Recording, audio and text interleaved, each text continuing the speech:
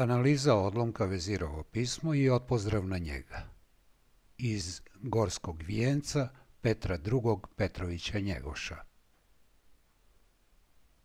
Jedno od najznačajnijih dela srpske književnosti sa samog početka njenog savremenog razvoja svakako je Gorski vijenac Petra Petrovića Njegoša. Nije preterivanje ako kažem da je Gorski vijenac jedno od remek dela srpske književnosti. Ako pogledamo deo sadržine, lako ćemo uočiti da je njegova razvijena fabula napisana u stihovima. Gorski vijenac je zato spev, jer je pisan u stihovima i ima razvijenu fabulu, odnosno radnju. Sljedeće što primećujemo jesu likovi, potom dijalozi i monolozi. Ove osobine čine njegovu dramsku strukturu.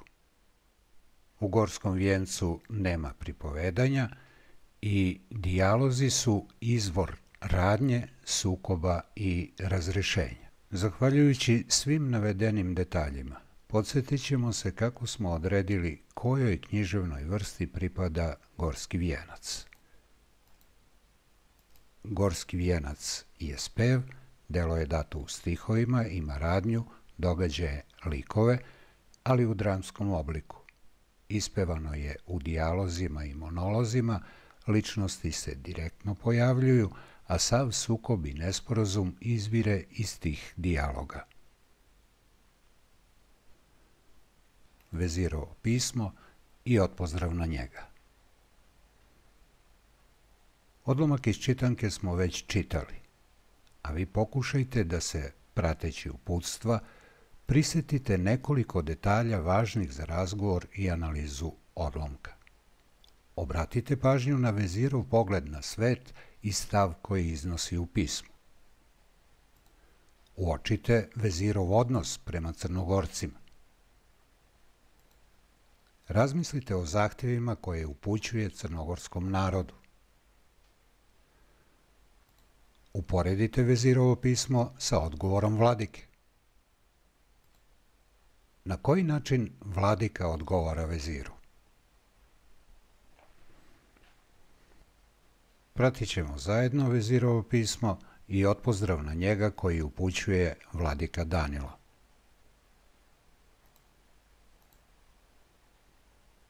Vezir, silan i osvajački nastrojen, uoči vojnog pohoda na Crnu Goru šalje pismo vladici i crnogorskim poglavarima. Traži da svi oni dođu kod njega na poklonjenje i tako izraze pokornost i odanost turskom sultanu. On to u pismu ne kazuje odmah, nego pravi poduži uvod u kome objašnjava svoju misiju. Na Vezirovo pismo odgovara vladika Danilo.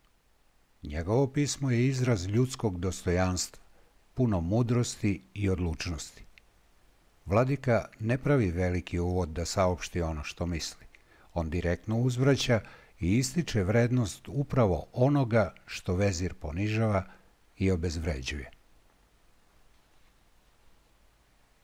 Na samom početku svog pisma vezir veliča sebe. Selim, vezir, rob roba svečeva, sluga, brata sunca svjetskoga, a poslanik o sve zemlje cara, na znanjevi glavari s vladikom. Šta ovi stihovi znače? Vezir ističe da su Turci narod predodređen da vlada svetom, jer je Muhamed, islamski prorok, kao Hrist kod hrišćana ili Mojsije kod Jevreja, svetac, sultan je njegov rob, a vezir sultanov rob. Time stavlja do znanja da je jedini pravi svetski poredak, onaj kojim Turska upravlja i da sve drugo ne može da opstane i preživi.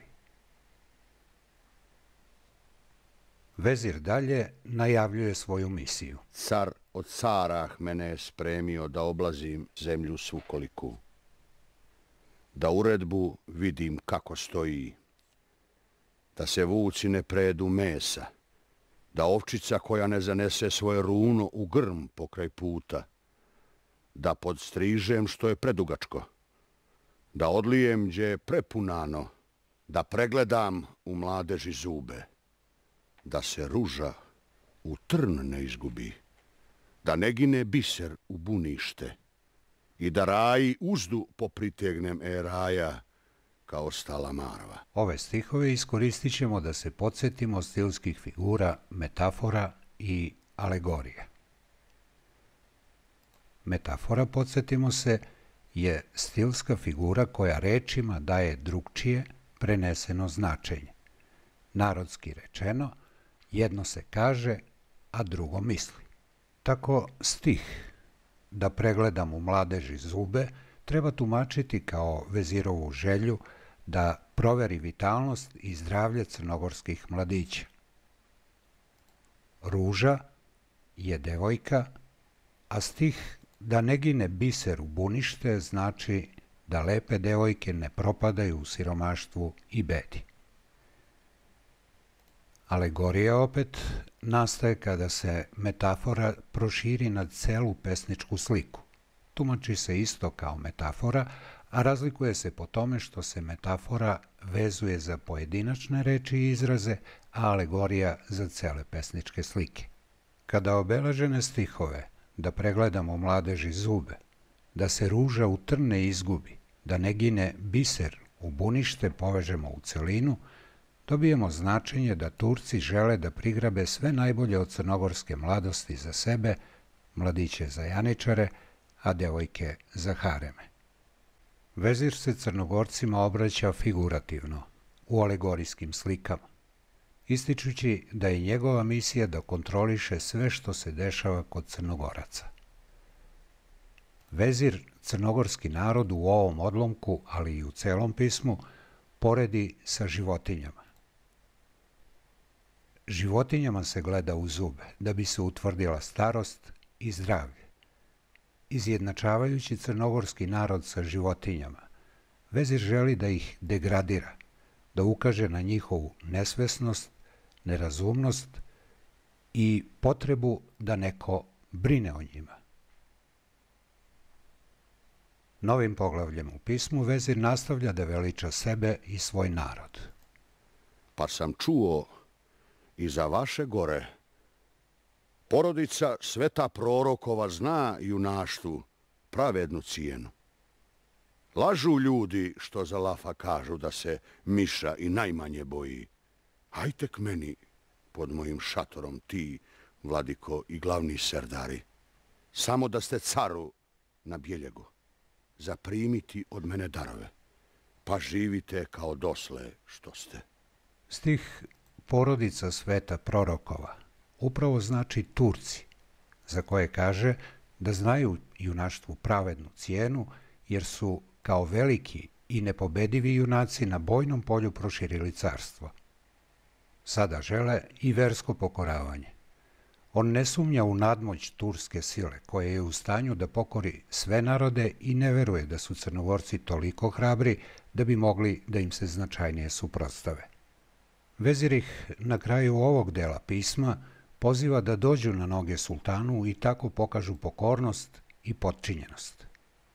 Biti na biljezi nekome znači biti na određenom mestu uvek dostupan onome ko te traži. Primiti darove znači da Crnogorci pokorno i poslušno treba da prime ne samo materijalne poklone, već i tursku, odnosno islamsku, veru.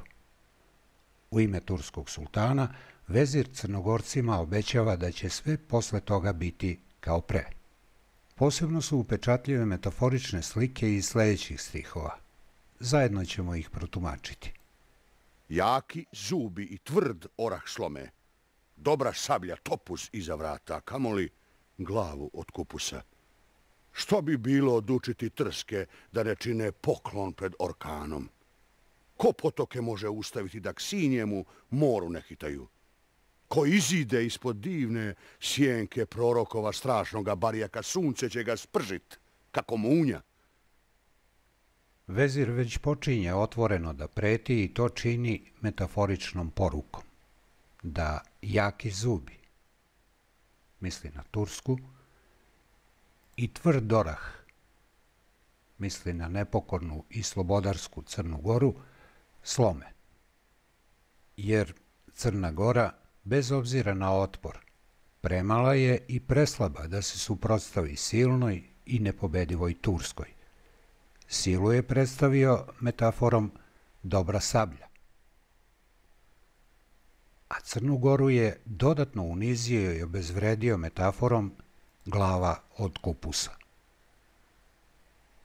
Vezir poručuje da Crna Gora, slaba i nemoćna, mora da se povinuje sili, koja je na turskoj strani, i da mora da se savije i pokori bez ikakvog otpora.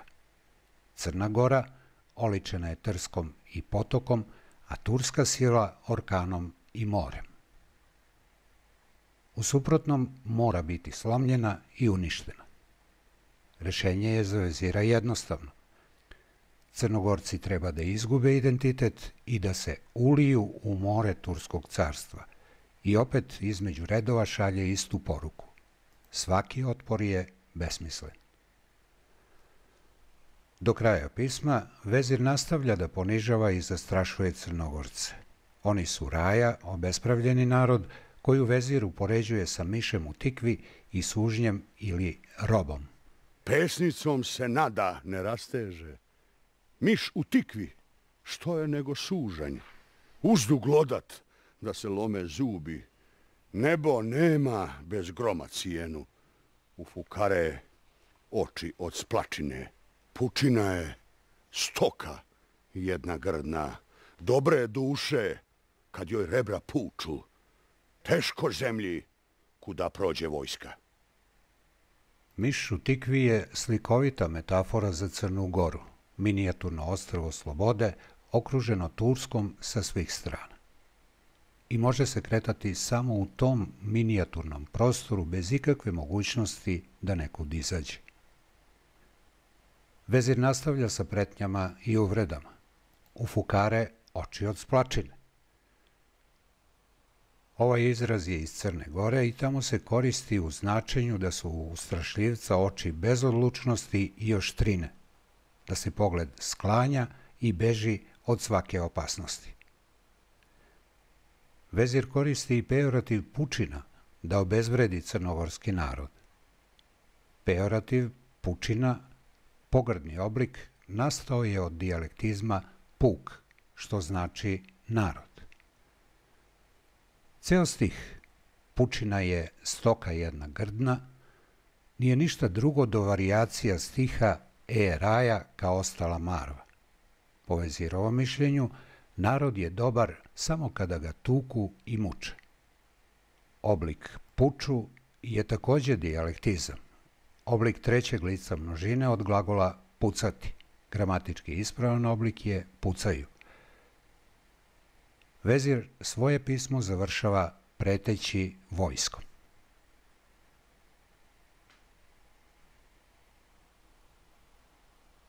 Vladika za svoj odgovor ne pravi uvod. On je nepotreban, jer vladika misli i osjeća isto što i narod i tačno zna šta treba odgovoriti veziru da sačuva dostojanstvo naroda čiji je vođa, i kao vladar i kao crkveni poglavar. Od vladike i svijeh glavara Selim Paši otpozdrav na pismo. Tvrd je orah, voćka čudnovata, ne slomi ga, al zube polomi. Nije vino, pošto priđe bješe. Nije svijet ono što mišljaste. Bar jaktaru darivat Evropu, grehota je o tom i misliti. Velja kruška u grlo zapadne. Krv je ljudska rana naopaka, na nos vam je počela skakati. Prepuni ste mješinu grijeha. Sve što je vezir upotrebljavao u pismu sa namerom da ponizi i zastraši Crnogorce da bi ih odvratio od pobune protiv turske vlasti, vladika je preoblikovao i dao mu obrnut smisao. Sve u korist Crnogoraca. Vezirovu tvrdnju da jaki zubi i tvrd orah slome, vladika je preoblikovao u životnu činjenicu da je tvrd orah voćka čudnovata, ne slomi ga, al zube polomi. Ovim stihovima vladika govori da je Crna Gora mala, ali jaka i borbena i da će se Turci tu slomiti. Vladika dalje metaforičnim slikama ukazuje na promenjen odnos snaga u Evropi i slabljenju Turskog carstva i da je neostvariva želja Turaka da pokore celu Evropu i stave je pod svoju zastavu. To je prevelik zalogaj koji će im u grlo zapasti.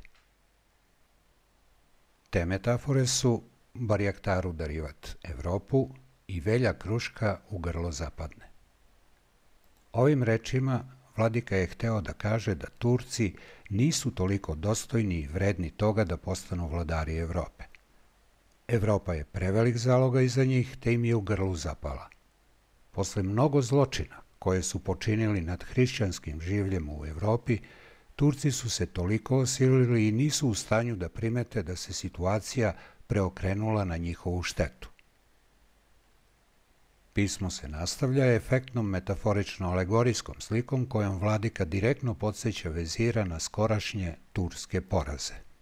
Puče kolan, svečevoj kobili. Leopoldov hrabri vojevoda, Sobijevski vojvoda Savojski, salomiše demonu rogove. U čitapu ne piše jednako za dva brata jednoimenjaka. Pred Bečom je Burak posrnuo, obrnuše kolan iza stranu. Ne trebuje carstvo neljudima nako da se pred svijetom ruže, divlju pamet, a čud otrovano divlji veparima, a ne čovjek, kome zakon leži u topuzu, tragovi mu smrde nečovjestvom. Iz istorije znamo da je pod Bečom došlo do preokreta u turskom vojevanju.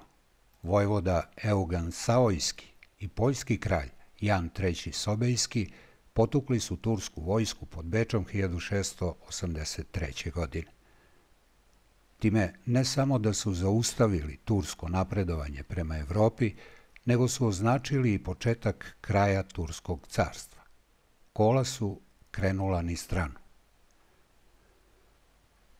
U ovim stihovima pominju se svetac i burak.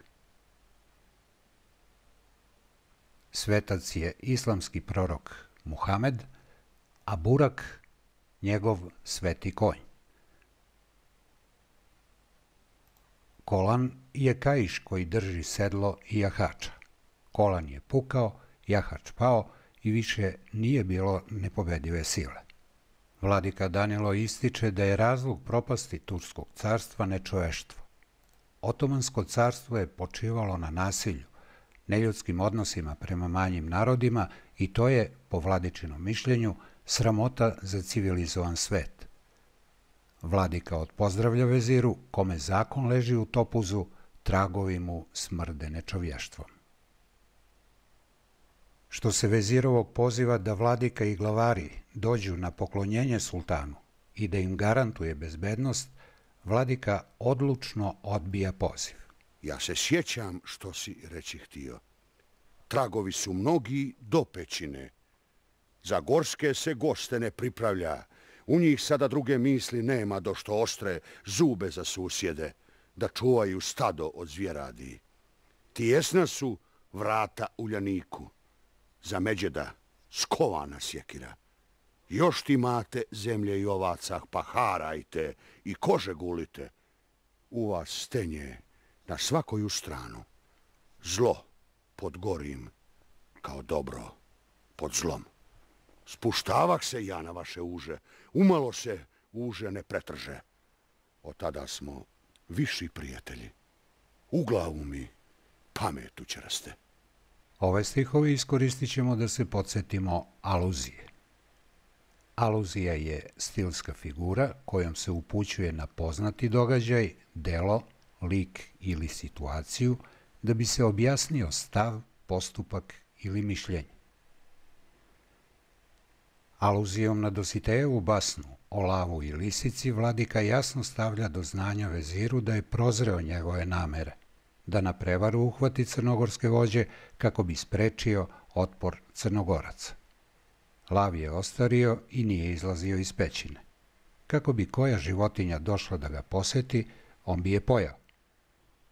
Lisica je videla samo tragove koji vode u pećinu, ali ne i one koji idu od nje. Shvatila je šta se dešava i ona nije otišla lavu. Lav iz Basne predstavlja Turke koji su bolesni, iznemogli, ali i dalje imaju osvajačke ambicije. Lisica su Crnogorci koji su prozreli turske namere i ne daju se lako prevariti. Drugom aluzijom vladika podsjeća vezira na događaj godinu dana pre istrage Poturica, kada su Turci na prevaru u Podgorici uhvatili vladiku i bacili ga u tamnicu, a garantovali su mu bezbednost. Posle dugo vremena oslobodio ga je skadarski paša uz veliki otkup. Vladika je posle tog događaja shvatio turske namere i jasno poručuje veziru da ga tako više neće prevariti. Koje metafore još koristi vladika Danilo? Uljanik je naziv za košnicu sa medom, pčelinjak. U stihovima je metafora za Crnu Goru. Medved je lakom na med, a u stihovima je metafora za Tursku. Skovana sjekira, spremni Crnogorci. Ovi stihovi ilustruju osvajačke ambicije Turaka, ali i spremnost Crnogoraca da odbrane svoju slobodu. Na kraju, da se podsjetimo osnovnih karakteristika Njegoševog gorskog vijenca. Gorski vijenac je ep, odnosno spev, sa dramskom strukturom. Zato možemo da ga nazovemo i odredimo i kao dramski spev. Dramski spev je posebna vrsta književnog dela koje u sebi spaja elemente dramskog i epskog. U srpskoj književnosti se pojavljuje u 19. veku, a najpoznatiji je Gorski vijenac. Koje dramske elemente, a koje epske elemente možemo da izdvojimo na osnovu razgovora o odlomku Vezirovo pismo i odpozdrav na njega. Dramski elementi su podela na uloge, dijalog, monolog, postojanje didaskalija. Epski elementi, istorijska tema, događaji se ne prikazuju, već se o njima govori, stilska sredstva, kao u epskim narodnim pesmama, pored glavne radnje prisutne su i brojne epizode, nema podele na činove. Gorski vijenac je pisan u stihovima, a stih je kao u epskim narodnim pesmama, epski deseterac. Znači, stih ima 10 slogova sa cezurom, odnosno pauzom posle četvrtog sloga. Odnos slogova u stihu je 4:6. Tvrd je o rah, voć, ka, čud, no, va, ta. Koliko je slogova u ovom stihu?